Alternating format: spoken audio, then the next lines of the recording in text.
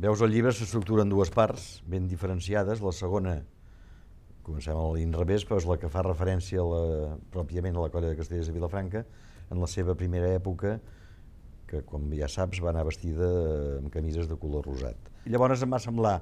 que, esclar, fer un volum d'aquesta primera part era interessant per diferenciar-lo de la resta, però que hauria quedat potser un pèl minso, no? I em va semblar que fora bo de fer una primera part amb tots els precedents sobre castells que he trobat a Vilafranca,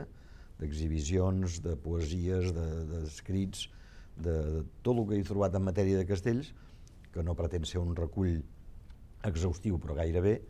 de tot el que ha donat de si doncs, la història castellera vilafranquina, des del Ball de Valencians fins al 1948, que neix la colla. A partir d'aquí sí que ja només es parlarà de Castellers de Vilafranca.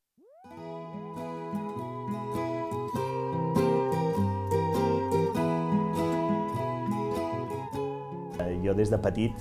ja me'n recordo que el pare guardava documents, guardava retalls de diari, de fet aquesta habitació n'és plena,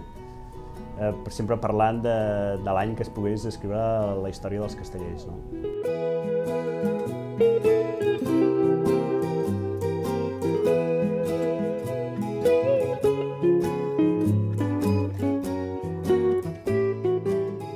He tingut la sort de poder comptar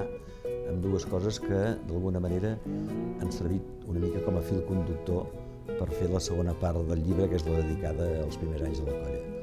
D'una banda, hi ha unes memòries inèdites del Ramon Sala, el pare Sala, que va ser el segon cap de colla nostra, en el qual explica, fil per ratlla, tot el que és el devenir de la colla des que ell se'n va fer càrrec. I després, d'altra banda, els primers secretaris dels Castellers de Vilafranca van anar guardant en unes llibretes, d'aquelles antigues que es feien servir per passar a la comptabilitat a les empreses, van anar guardant tot de retalls de periòdic i notícies on apareixien els Castellers de Vilafranca. Hem trobat les memòries del Sala, que ningú sabia que existien, jo no ho sabia i em sembla que l'Eloi tampoc, i remenant aquests papers del pare van sortir. El primer que vaig fer va ser trucar a l'Eloi i portar-los a la farmàcia. Així com també han sortit fotos, han sortit també cartes de l'Emili Miró, de la gent que en aquell moment tallava el bacallà amb el tema dels castells.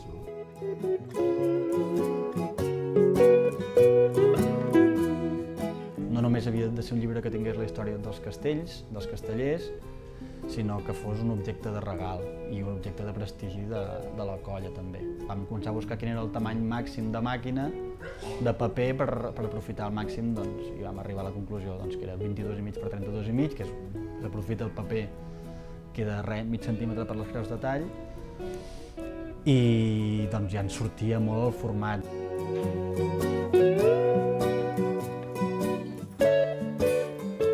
El llibre està estructurat en 3 parts. Una primera part que són els precedents, que és tot el que ha fet abans que naixessin els castellers,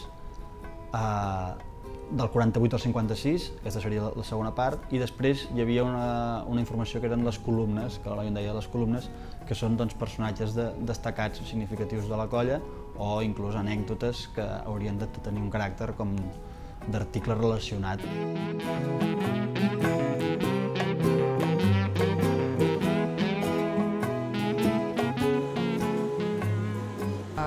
Primerament, quan ens el van encarregar els Castellers de Vilafranca, precisament l'editor, en Dana, ens van sorprendre molt, que nosaltres un encàrrec d'aquesta manera, d'aquestes dimensions, no ho havíem fet mai, però en seguida vam dir que sí. I han tingut molta cura d'elegir els papers, perquè han sigut papers especials, són papers italians, i després en el tema de la portada s'ha utilitzat una tela molt especial també, en color rosa, per tal de fer la imatge que tenien antigament els castellers amb la samarreta gastada. Ens ha vingut brodat aquest any perquè, a part de ser el 65è aniversari, hem fet la millor actuació de la història, hem descarregat el 3 de 10 i a més tenim el llibre. Llavors, any rodó i complet.